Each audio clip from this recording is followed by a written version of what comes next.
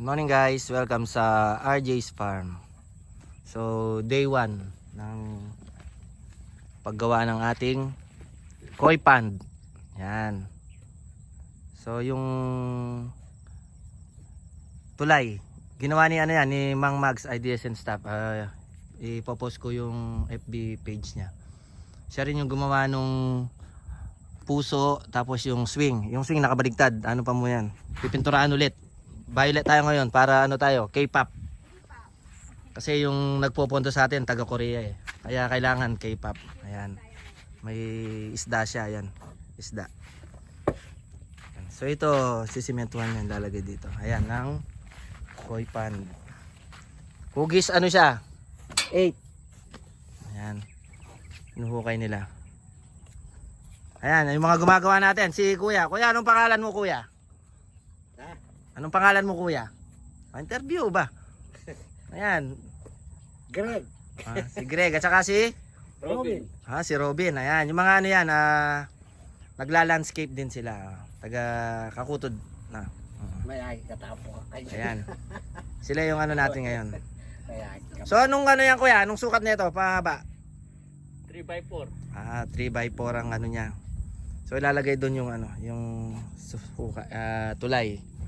Tapos pag maganda na yan, bibili tayo ng koi sa sa May San Luis. So time check, mag-aalas 5 na. Check natin yung nagawa nila. Ayan. Ayan, so naka-4 na patong na sila. Last na yan, Tang? Last na patong na, oo. Kasi gagawin yung swimming pool. Bukas niyan papa i-prepare yung tulay. Malasakit. Ayan.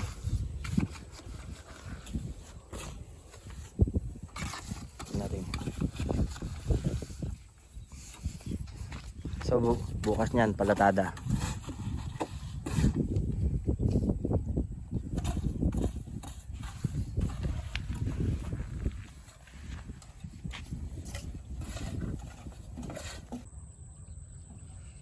Day 2 ng ating koi pond. So ito yung nagawa nila. Napalatada na. Tsaka bukas bubuhusan na yung niya, yung flooring ng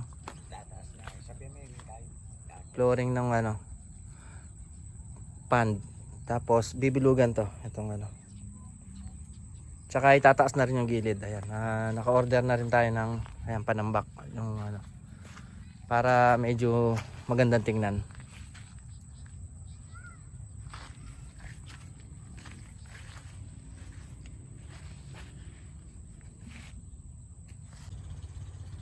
Day 3 ng paggawa ng koi pond natin. So ayan. Nalagay na yung napalatadahan na. May kasama ng Natang, waterproofing na Tang. Na nilagyan nila, hinaluan nila waterproofing. Tsaka naipatong na muna yung bridge. Then ito yung inaayos nila ngayon, yung step. So bukas siguro matatapos na nila yan, and then yung nagano pala kami dati, sinatatang nung ginagawa pa yung delta. Nagipon sina mama tsaka si tatang ng mga bato. Magaling pang bundok to eh. Ayan Buti hindi nila tinapon, tsaka yan. Magagamit pala yan na bilang bahay ng mga isda. Ayan, gagamitin natin yan. Ayan. So nung yung nagla-landscape dito, sabi niya, akala nila binili natin. Pero sabi niya mahal pala mga to. Nasa 100 pesos pataas daw. Depende sa laki ng mga bato. Ayan. So yan yung koi pond natin. Siguro 1 week to, tapos to. Hanggang Sabado. O hanggang Friday lang Natang. Sabado. Ayan. Ito yan. Kurang pa yung tambak. So magtatambak pa tayo ng konti rito para pag nilagay natin yung mga halaman tsaka medyo maganda. Kasi mababa pa yung natin eh. So yung ginagawa natin dapat naka-level diyan. Pag dating na lang ng pagkatapos ng anihan, doon tayo ulit kukuha ng pantambak diyan, papasudsud na naman natin 'yan. So yan muna ang update.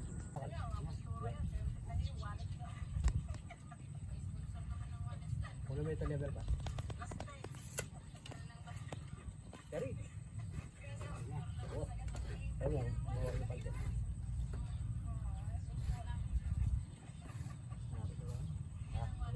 Ayos. Wala mo pang uno medyo ko. Ano mo pang uno medyo ko? Ang medyo.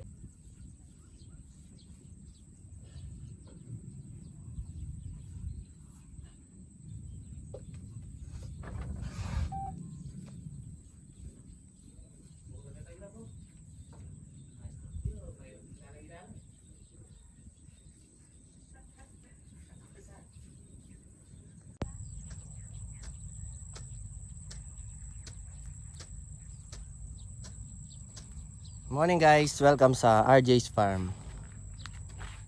So this is check na natin yung farm, yung ano, ang bagong development sa farm ay yan, na patapos na yung mini koi pond natin, pero hindi muna natin siya nilagyan ng isda muna. Pinapatuyo pa yung pintura, and then ito tatambakan pa yan para tataas siya. So pansamantala ganyan muna, lilinisan lang muna natin siya. Antayin na lang nating matapos din yung palay dito para makakuha tayo uli ng lupa. So ito muna siya. And then tayo na lang maglalagay ng mga halaman kasi marami naman tayong halaman doon. Ayan, lalagay natin siya.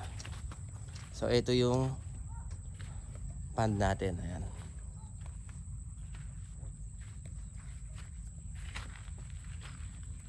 So malaki-laki din siya. Ayusin pa natin to para maganda yung lakaran papunta sa taas. Ito tayo sa taas. Ayan, ito siya. So pinapatuyo pa siya. Ayan.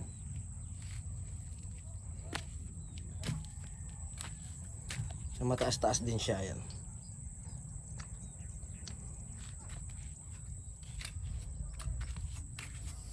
Then yung mga halaman din doon, magtatanim tayo dito pa sa gilid niya.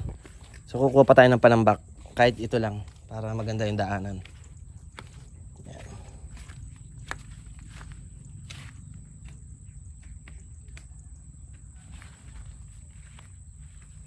Baka bukas or sa susunod na araw, lalagyan natin ng tubig. Tatry natin muna paliguan bago tayo maglagay ng mga isda. Tayo muna yung maliligo. Gagawin natin mini swimming pool.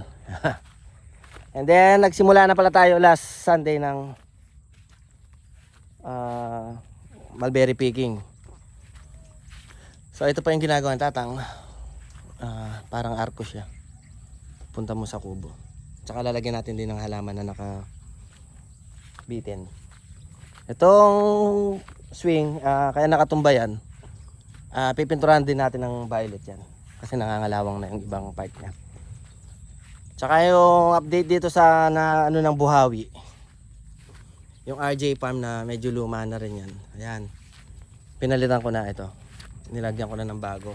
So pinapatuyo lang muna natin sila. Tapos gagawa ulit tayo ng arkong salasala. Bali yung arko natin ngayon, yung gate, nilipat namin. Dati dito, nandito sa lugar na to. Ngayon ginitna na natin. Ayan, dito natin itatayo yan. Para sentro siya sa ano. Kasi yung iba kasi medyo natatakot ano dito sa may kanal na kapag masyadong malapit.